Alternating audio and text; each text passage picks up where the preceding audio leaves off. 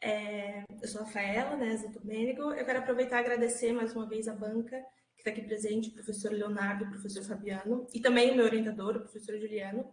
E hoje eu vou defender a minha dissertação, que trata do desenvolvimento de metodologia para estimativa de geração de área de energia elétrica de sistemas fotovoltaicos a partir de histórico de operação em redes meteorológicas. Não é de hoje que percebemos que a transição energética ela é necessária, não só no Brasil como no mundo. As questões relacionadas às mudanças climáticas, elas estão cada vez mais sendo sentidas, né, no dia a dia. A gente tem casos como os incêndios na Califórnia, os incêndios no Havaí, que vem acontecendo, e isso mostra a importância da gente fazer essa transição energética, visto que os problemas causados pelas fontes não renováveis de energia. A ONU, inclusive, ela tem um de seus objetivos para o desenvolvimento sustentável é o objetivo número 7, que ele tem como foco principal assegurar o acesso confiável, sustentável, moderno e a preço acessível à energia elétrica, e ele vem como uma ferramenta para incentivar a adoção dessa transição e também a estimular medidas para que essa transição ocorra. A nossa matriz energética, a matriz energética brasileira, ela já é majoritariamente renovável, porém, né, essa fonte, ela também tem os seus impactos, né, desde a desapropriação de terras e retirada de animais e realocação dessas pessoas, quando a gente vai fazer os reservatórios, e também o metano liberado pela decomposição da matéria orgânica dentro dos reservatórios, né? Então, a partir disso, a gente percebe a necessidade da diversificação da matriz elétrica brasileira para mais fontes renováveis. Então, a partir disso, a geração elétrica, a partir desses sistemas fotovoltaicos, elas vêm se tornando cada vez mais atrativas, só que também ela tem seus desafios, desde a sobrecarga da rede, o armazenamento, a intermitência dessas fontes e também o aumento da demanda no horário de pico. Dessa forma, surge a importância da gente ter um método de predição preciso de curto prazo para a geração de energia elétrica desses sistemas, já que as concessionárias elas precisam ter confiabilidade no sistema e também otimizar os processos, né? Então, assim, surge nessa dissertação a busca para responder algumas perguntas, né? Então, é possível estimar com assertividade, em um horizonte de curto prazo, a geração de energia elétrica de sistemas fotovoltaicos, utilizando o histórico de dados de operação em redes meteorológicas? É possível desenvolver uma metodologia para a estimativa de curto prazo da geração de energia elétrica de sistemas fotovoltaicos a partir de histórico de dados de operação em redes meteorológicas? Qual o impacto de uma boa metodologia de predição de geração de energia elétrica a partir de uma usina fotovoltaica? Qual a relação entre o histórico de operação e a predição de geração de usinas fotovoltaicas e quais as vantagens e as desvantagens de incluir o horizonte de operação ao invés das séries de incidência solar? Desculpa. No Brasil, ele tem uma grande oportunidade de se tornar um líder no setor de energia fotovoltaica, tendo em vista todo o seu território, toda a radiação que a gente recebe. E o país ele começou a ter um destaque na geração de energia fotovoltaica lá por 2010. Era majoritariamente responsável a geração centralizada, mas através de uma consulta pública, a número 15 de 2010, que foi publicada, ela tinha o objetivo de reduzir as barreiras para que tivessem mais incentivos e maior implementação da geração distribuída a partir de fontes renováveis de energia no Brasil.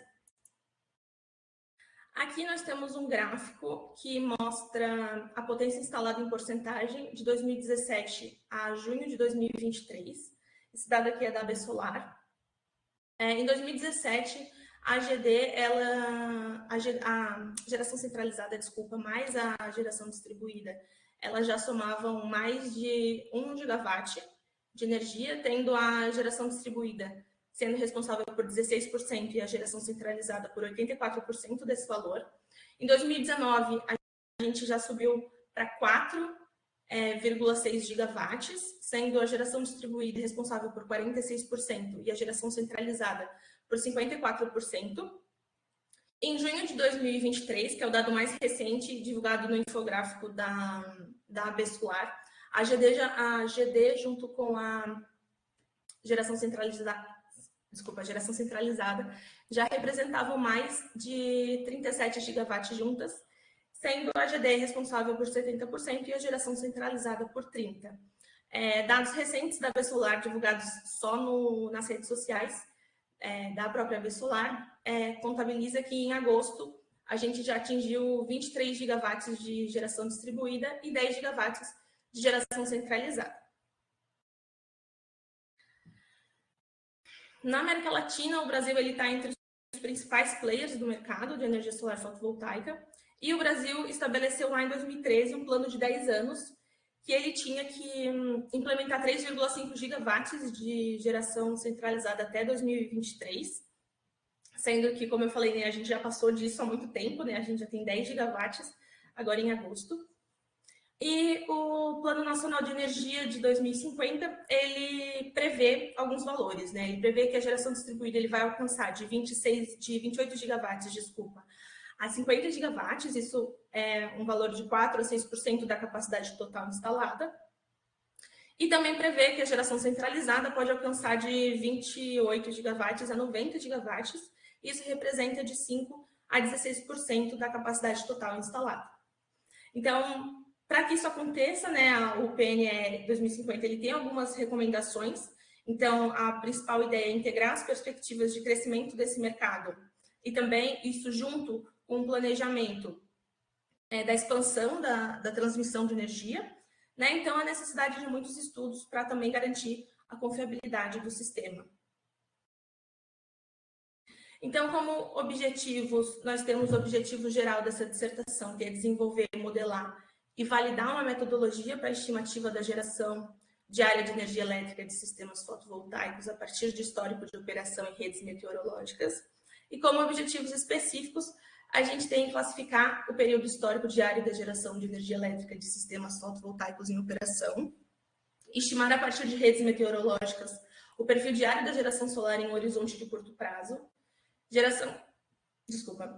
desenvolver uma metodologia e estimar a geração diária de energia elétrica de sistemas fotovoltaicos em um horizonte de curto prazo, testar e validar a metodologia a partir de geração de energia elétrica estimada e real de sistemas fotovoltaicos e também identificar a assertividade da metodologia como ferramenta de gerenciamento de operação de usinas fotovoltaicas. Agora, entrando no referencial teórico, nós temos os tipos de geração, como eu já mencionei, nós temos geração distribuída e a centralizada. E a geração distribuída ela pode ser micro ou mini escala, com uma potência limitada, sendo permitido gerar energia elétrica junto à unidade consumidora. Isso vai trazer ao consumidor cativo, né, que é o consumidor final, uma maior autonomia, aumento da diversidade de modalidades tarifárias e reduz o preço da eletricidade. Já na centralizada, a gente tem a implementação de projetos de grande porte e alta capacidade operacional em locais que são distantes dos consumidores finais. Assim, a gente vai ter o aproveitamento dos recursos solares em locais longe das unidades consumidoras, garantia da eficiência de geração e também uma maior segurança na oferta de eletricidade, visto que a eletricidade é conectada ao sistema interligado nacional. Mas ambas as modalidades elas vão trazer benefícios, né, sejam eles ambientais, sociais e socioeconômicos e energéticos. A geração distribuída, como eu mencionei, ela pode ser de microgeração e mini geração, e a Lei 14.300 de 2022 ela traz essas diferenças na modalidade. Então, a gente vai ter a microgeração, que são centrais geradoras ou de cogeração até 75 kW, e também temos a mini geração, que são centrais geradoras ou de cogeração, centrais despacháveis, né, maior que 75 kW até 5 MW, e centrais não despacháveis e fotovoltaica despachável, maior que 75 kW até 3 MW. As fontes despacháveis só para a gente exemplificar, né? São as possíveis de controlar a geração de energia, existindo a possibilidade de armazenamento. Então, aqui a gente vai ter a hidrelétrica, a biomassa e o biogás como exemplo. E as fontes não despacháveis são fontes intermitentes, em que não é possível a gente ter esse controle de geração, né? Ou seja, a gente não pode garantir o ligar e o desligar, né? Então, a energia é produzida e injetada instantaneamente na rede. Então, um exemplo é a energia solar e a energia eólica. Então, nessa modalidade de geração distribuída, os módulos eles vão receber radiação, os módulos vão gerar energia em corrente contínua e o inversor vai transformar em corrente alternada, então vai para casa e depois vai para a rede, né, para carga e para a rede. Já na geração centralizada, né, as usinas também são conhecidas como parques solares ou também estação de energia fotovoltaica. São sistemas de grande porte e feito para atender o fornecimento de energia para a rede elétrica, e a maioria das usinas centralizadas são montadas em solo. Esse tipo de geração é muito importante quando a gente fala de geração elétrica híbrida, quando a usina é instalada próxima ou anexa às outras. E, em linhas gerais, no modelo de geração centralizada, poucas unidades elas vão atender uma grande demanda, né? Então, a energia ela é levada para cabos de transformação em alta tensão, e daí elas são levadas para a distribuidora até chegar na nossa residência. Entrando agora na questão da predição de geração, nós temos alguns métodos, né, e modelos de predição para diferentes horizontes. Então, aqui se divide em 4 grupos: técnicas de inteligência artificial, abordagens estatísticas, métodos físicos, desculpa, e o método híbrido. No método físico, ele é baseado em modelos numéricos de previsão do tempo e também há uso de imagens de satélite para monitorar o movimento das nuvens. E aqui, então, a gente vai usar o processamento de imagens para a extração da informação. Nos métodos estatísticos, é um modelo que busca realizar a previsão a partir de dados históricos, ambientais ou de geração de energia, a partir de relações matemáticas lineares. Então, aqui a gente tem os modelos autorregressivo integrado de médias móveis, regressão linear e também os modelos adaptativos, como exemplo. E nos métodos baseados em sistemas inteligentes, eles são muito utilizados nos últimos anos porque eles trazem uma maior confiabilidade nos resultados e maior assertividade, né? Então, a gente tem, por exemplo, a lógica fuzzy e também as redes neurais artificiais. Já o modelo híbrido, ele vai unir dois ou mais métodos desses que eu acabei de mencionar. Então, existem 2 tipos de abordagem para predição de geração de energia fotovoltaica. Uma delas é a predição indireta, onde a gente primeiro vai predizer, né, a irradiação solar, para só assim, através de modelos matemáticos, a gente descobrir a potência gerada por esse sistema.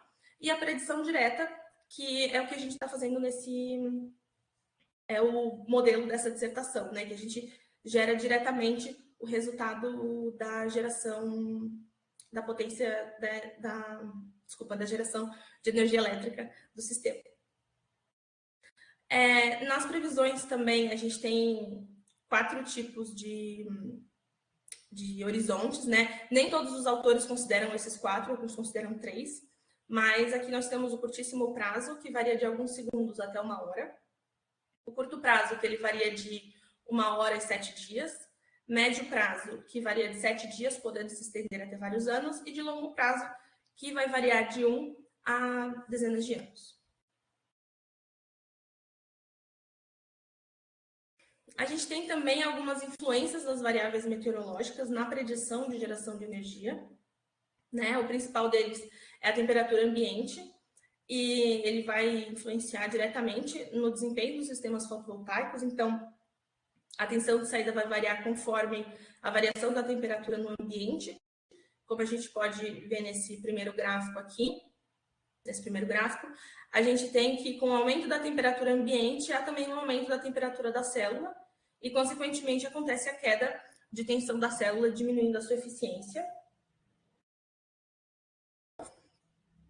Também temos a radiação solar, que também é outro fator que vai influenciar diretamente a eficiência dos módulos e também da predição de geração. Então, a corrente vai diminuir à medida que diminui o nível de radiação, como a gente pode ver aqui nesse gráfico, e a tensão vai ter praticamente nenhuma variação, né? Isso aqui considerando que a temperatura permanece constante em todo momento.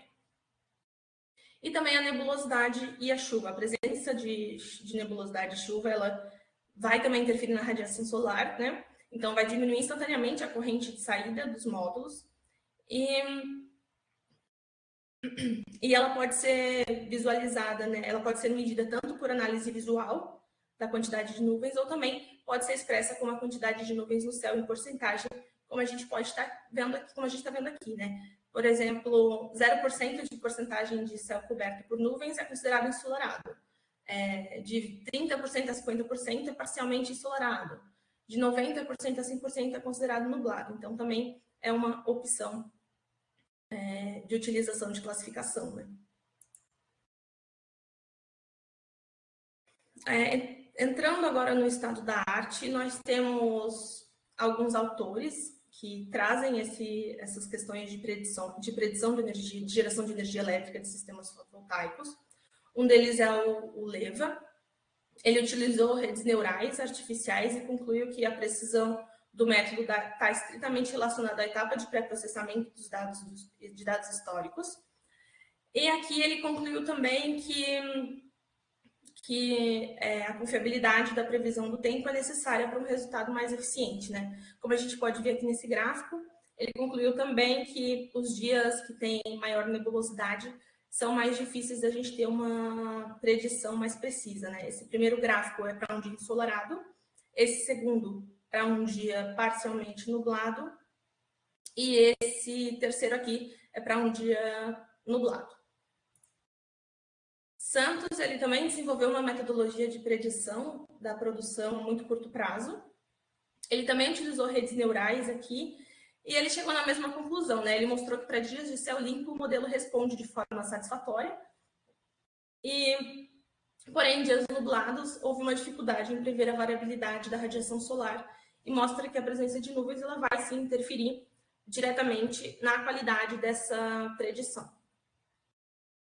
Então, como aqui a gente pode ver, né, o azul é o céu nublado, e os pontinhos em vermelho é o céu limpo, e esses pontinhos em verde é o desvio absoluto. Bastos também utilizou redes inteligentes, né, para predição de dados de geração, só que aqui ele fez a predição de tensão e corrente para depois fazer o cálculo da geração.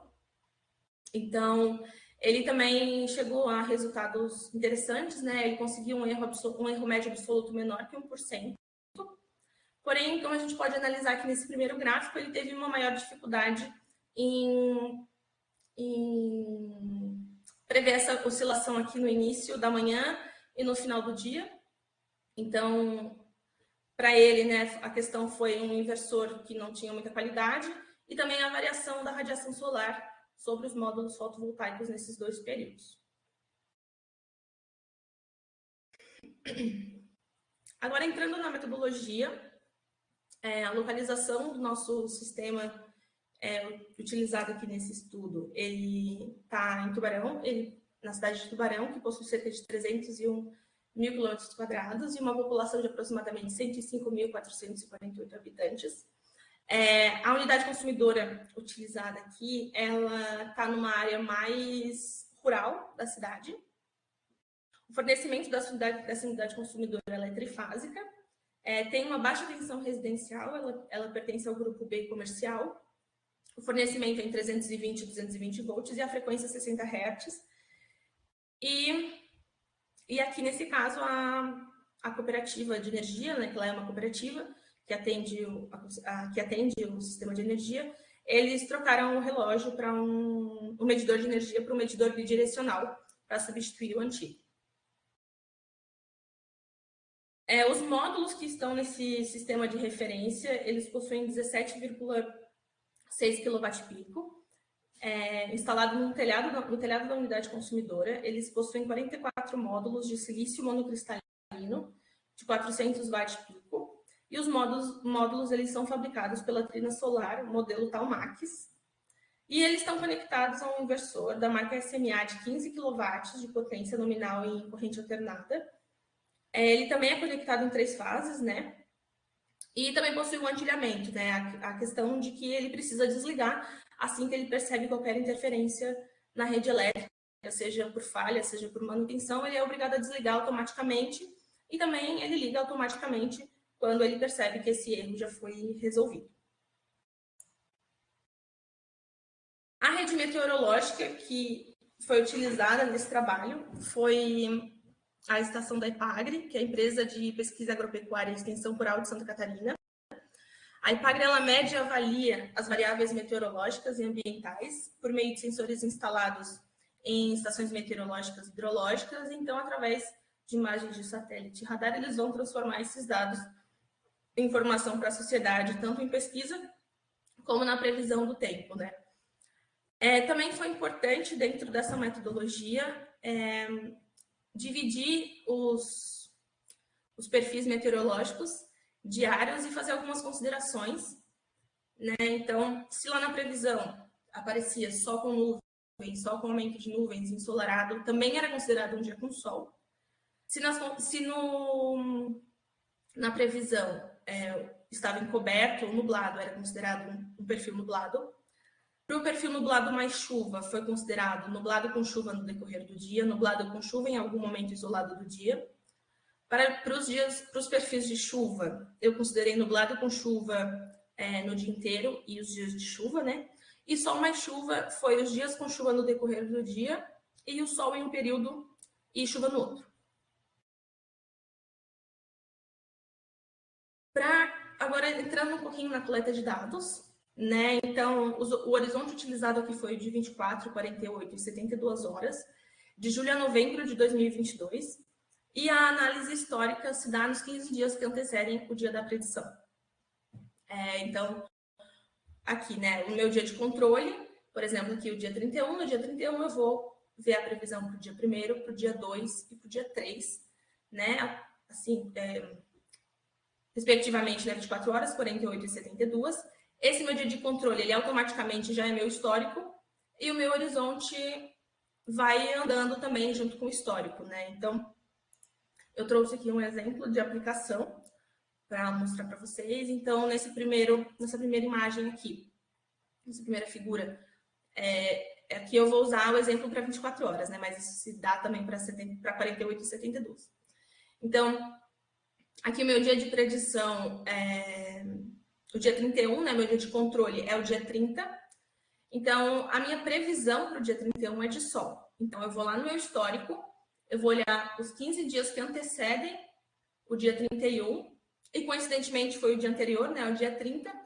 Então, a minha geração, ela tem que dar 60,16, porque é a mesma previsão do dia 30, né? Então, aqui, chegando aqui, a gente percebe que a geração real foi de 60,23 e não só 60,16, né? Aqui também no dia 30 a gente pode perceber também a diferença da predição para a geração, mas aqui ambos tiveram um resultado satisfatório. Para analisar também o desempenho de métodos de predição de geração de energia fotovoltaica, é muito importante a gente usar um método de referência.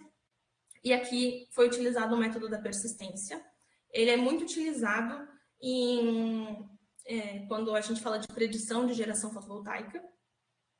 E o método da persistência ele é bem simples, né? Ele adota que amanhã vai ser a mesma previsão, vai ser o mesmo dia de hoje, né? Então, as condições de amanhã vão ser as mesmas de hoje, seja de radiação solar, de geração de energia, enfim. Então, se hoje é um dia ensolarado, então amanhã também vai ser um dia ensolarado e assim por diante.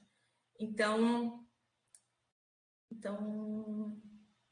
como esse método ele é uma série temporal e ele permanece estático, então quanto maior o horizonte, menor a precisão desse método, né? Aqui também foi usado indicadores estatísticos de erro, né? E os mais utilizados é o erro absoluto médio, a raiz do erro quadrático médio e o erro absoluto percentual médio. E como se sabe que os valores que eu encontrei, eles tiveram um bom desempenho, né? Então, para o MAI e para o RMSE, quanto mais próximos de zero, melhor. E para o MAP, eu adotei a mesma classificação que esses autores aqui de baixo, que infelizmente eu não vou saber dizer o nome deles, mas o MAP menor ou igual que 10%, a gente considera uma alta precisão na predição. O MAP entre 10% e menor ou igual que 20% é uma boa predição. O MAP maior que 20% e menor ou igual que 50% é uma predição razoável. E o MAP maior que 50%, ele já é uma predição imprecisa.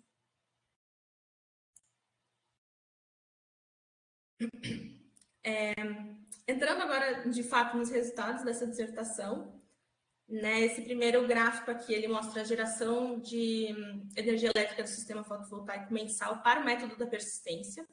A gente tem que julho teve a menor...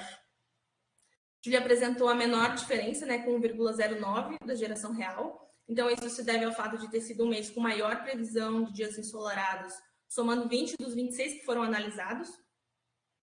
A gente tem setembro, que foi um mês que a persistência, o método da persistência, ele previu que iria gerar um pouco mais do que o valor real, então por isso que ficou um valor negativo, né, de menos 4,81% do valor real.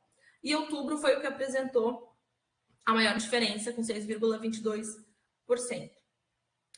Na tabela 2, aqui embaixo, a gente tem essa geração de energia elétrica do sistema fotovoltaico para a predição de 24 horas. Né? Agosto foi o mês que teve a menor diferença, com 0,38% do valor real. Então, isso é um resultado muito bom. Né? Então, aqui também a gente encontra um mês que teve maior previsão de dias ensolarados, somando 20 dos 28 que foram analisados nesse mês. E aqui a gente tem setembro, que foi o que obteve uma maior diferença. E outubro também, né, que eles apresentaram valores acima de 7%. Né? Então, quando a gente compara essas tabelas, a gente tem que o método da persistência, nesse modelo, ela sai um pouco melhor. Né? Então, todos os valores encontrados nas diferenças de geração real e da persistência foram abaixo de 7%. Então, nesse caso, ele é um bom método quando a gente fala de valores totais do mês. Mas para o método da predição desses 2 meses, eles tiveram... para a predição de 24 horas, a gente teve 2 meses que passaram aí de 7%, né? Setembro com 17,69%, como eu mencionei, e outubro com 8,72%, né? Isso quer dizer que esses meses eles tiveram mais dias com previsões meteorológicas com algum tipo de nebulosidade, né? Sejam elas nublado, naqueles perfis que eu mencionei, né? Nublado mais chuva, chuva, ou sol mais chuva. Então, o mês de setembro ele apresentou 14 dias com algum tipo de nebulosidade dos 23 dias analisados, e outubro apresentou 11 dias com algum tipo de nebulosidade dos 20 dias que foram analisados. Na tabela 3, a gente tem a mesma questão, né? A geração de energia elétrica mensal para o horizonte de 48 horas. E tem julho como a menor diferença, com 3,53%, e setembro com a pior diferença, com a maior diferença de 30,47% do valor real. E na tabela 4, a gente tem a geração mensal total para o horizonte de 72 horas. Julho também se saiu melhor, com 6,04%, e outubro saiu um pouco pior, né, com uma diferença maior de 29,14% do valor real. Então, quando a gente compara a geração elétrica para esse... Quando a gente compara o método da persistência com a predição de 24 horas, a gente vê resultados não muito distantes, mas quando a gente aumenta o horizonte para 48 e para 72 horas, a gente percebe uma diferença maior passando dos 10%, e o refinamento dessas previsões meteorológicas para esses horizontes aqui, elas são de extrema importância em estudos futuros.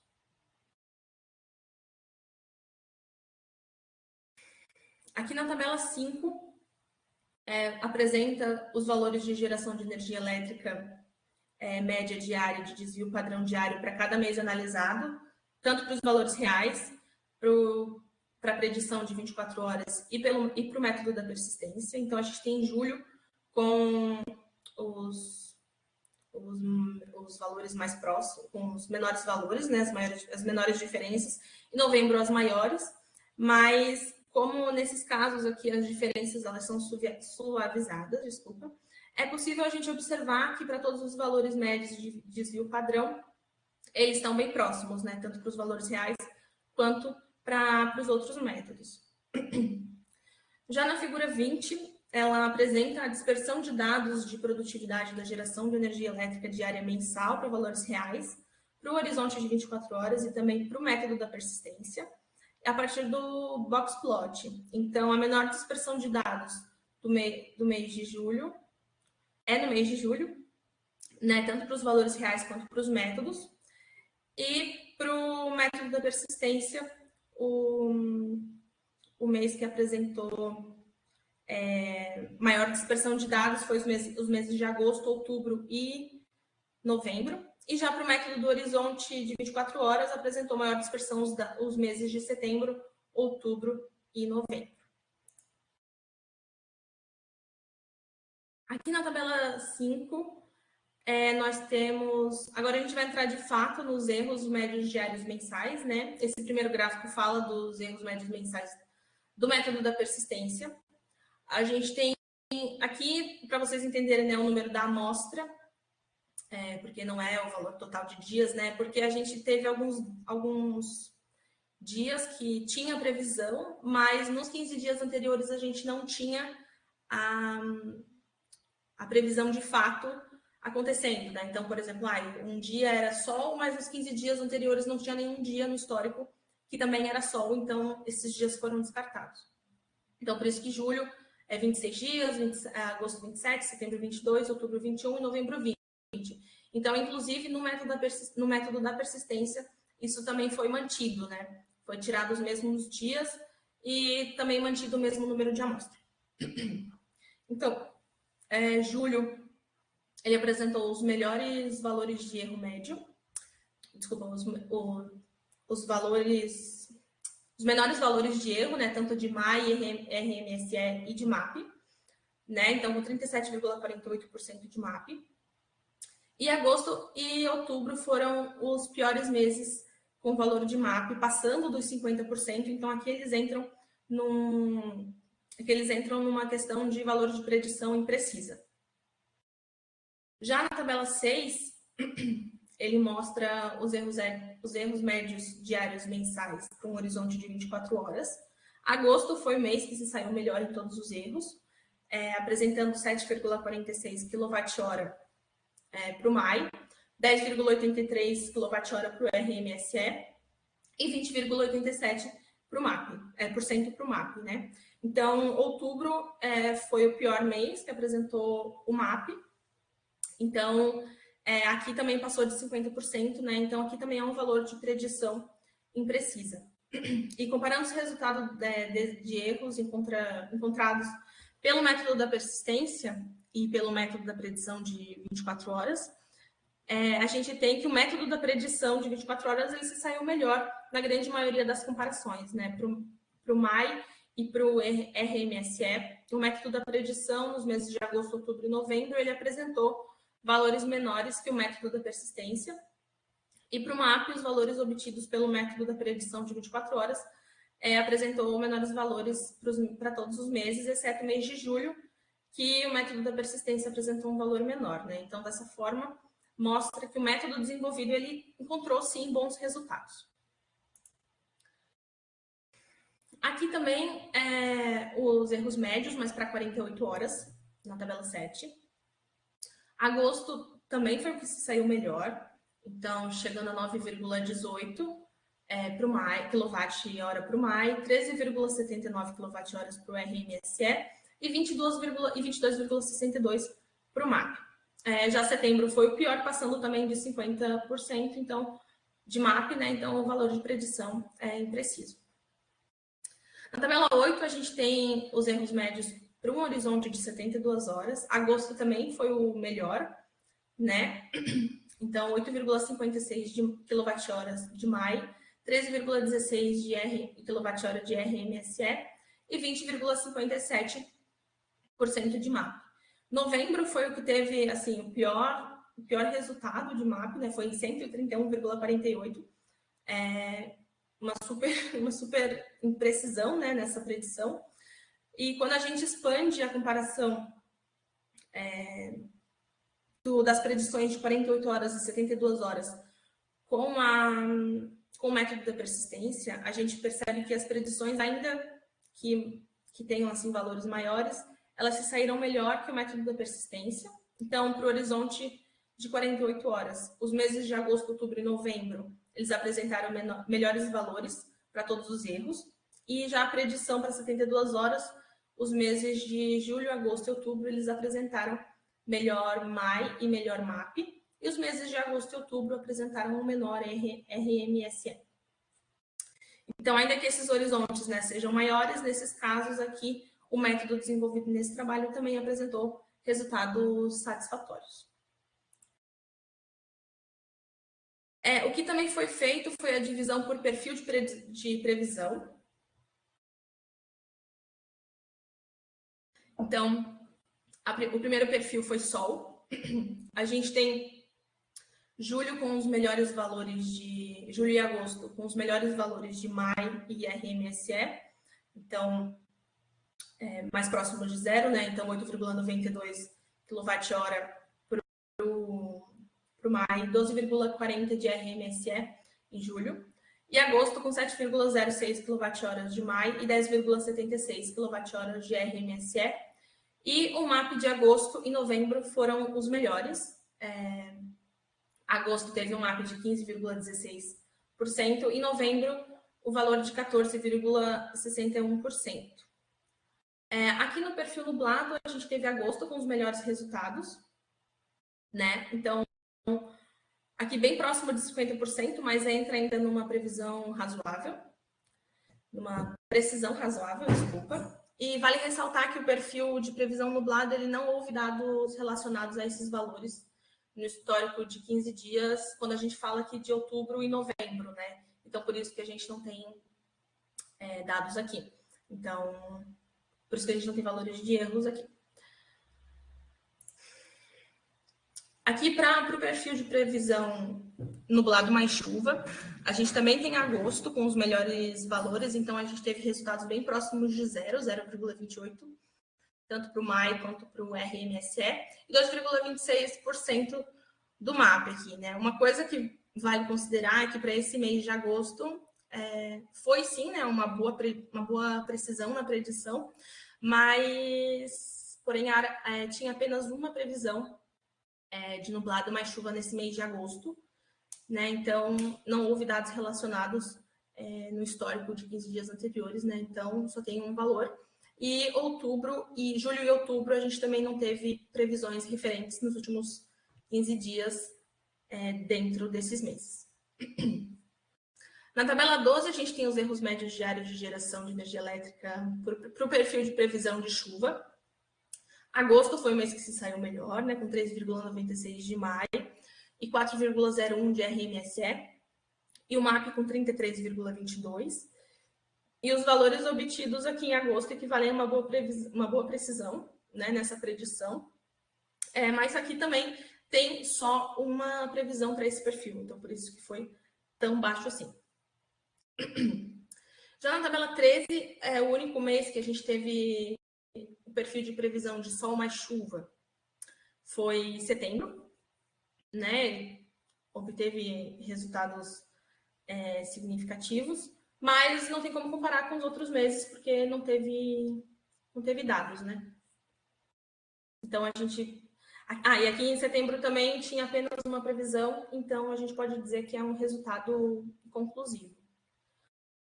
né? Então, os valores de MAP, né, que foram apresentados aqui para cada perfil, mostram que a maioria dos valores ele está assim entre boa predição e boa precisão e precisão razoável, desculpa.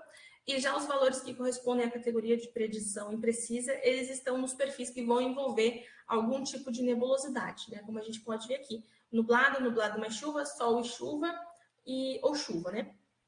Então, assim como alguns autores descreveram, eu mencionei lá no estado da arte, os dias com maior nebulosidade, a precisão vai sim diminuir do que os dias ensolarados. Então, os meses de agosto, outubro, novembro e dezembro também tiveram maior volume de chuvas do que o esperado para esses meses, né? Como a gente pode ver aqui nessa tabela, que é o volume de chuva registrado em Tubarão em 2022, a gente tem que os meses tiveram uma quantidade de chuva maior do que a média histórica para esses meses. Então, analisando todos os resultados obtidos com a metodologia desenvolvida, ela se mostrou relevante, obtendo valores melhores que o método da persistência. E dessa forma foi possível desenvolver com assertividade uma metodologia para predição de curto prazo para geração de energia elétrica de sistemas fotovoltaicos. Porém, há uma grande necessidade de refinar os perfis históricos e aumentar o histórico de dados para a gente poder gerar resultados melhores aos que foram encontrados, né? Então, os autores Ahmed e o Pellison, eles mostraram também em seus trabalhos que as variações de radiação ao longo do dia afetam a confiabilidade da predição da geração. E devido às flutuações da intensidade da radiação, leva-se à flutuação de tensão e potência.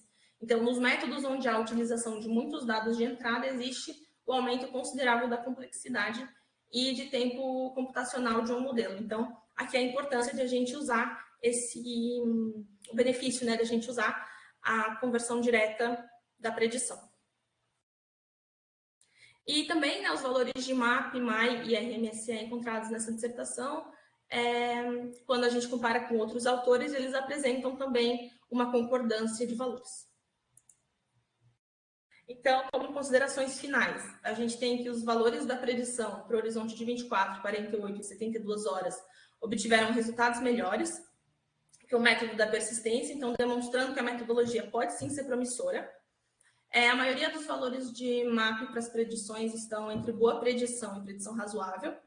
Então, já os valores que se encaixam na categoria de predição imprecisa, eles estão nos perfis que envolvem algum tipo de nebulosidade. Né? Então, quanto maior a nebulosidade, menor vai ser a precisão do sistema.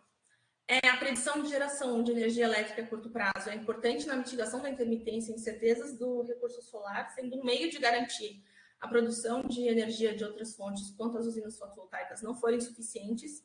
E a metodologia apresentada, ela se mostrou sim promissora e com informações relevantes para estudos posteriores, com alguns detalhes que precisam ser refinados, né? Então, a gente pode, em estudos futuros, utilizar métodos híbridos para também melhorar essa eficiência da predição. Então, muito obrigada e agora eu deixo aberto a perguntas.